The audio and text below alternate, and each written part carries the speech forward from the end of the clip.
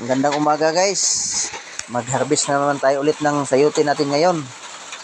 Ganito lang yung pag-harvest guys. Yung ganito, ganyan. Alanganin pa yan, pipitasin guys. Bata pa yan, no? Hindi pa sa sapat na gulang. Malalaman natin yan sa balat guys. Yung balat niya kapag malambot pa tingnan, ay hindi pa pwede yan pitasin. Yan, ganyan. Alanganin pa yan guys. Kahit malaki tingnan guys, basta malambot pa yung balat. Hindi yan kasali. Huwag natin pitasin. Sayang, lalaki pa yan eh. Sayang. Susunod na yan na harvest. Yan, yung ganito guys, okay na yan. Yan, alanganin pa yan guys. Ganyan, mga alanganin pa rin yan. Ganito guys, yung sapat na gulang guys, yung balat na.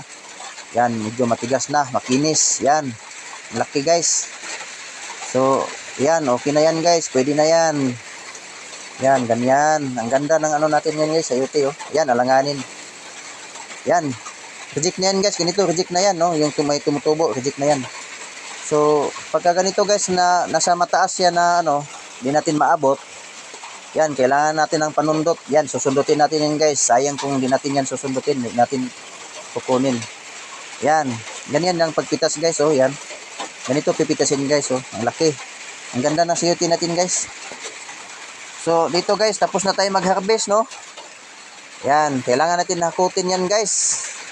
Hakutin na naman natin yan doon sa baba, dalhin doon sa kalsada. Kasi andun yung bao-bao guys, naghintay para doon yan ikarga, dalhin doon sa bagsakan. So, ang layo pa ng dadalhin ng natin, sayote. So, ako lang ang naghakot nito guys, ako lang yung nag-harvest. Kasi kunti lang naman yung ma-harvest natin ngayon. So, kayang-kaya ko naman yan na ako lang. So, yan guys.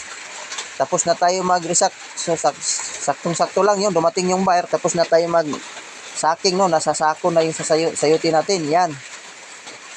Tamang-tama. Yan. Namimili na sila guys kung ano yung gusto nilang bilhin. Ubusin nila yan guys. Lahat ng mga nakasako dyan. So, ikakarga na namin yun guys. Salamat guys. Thank you.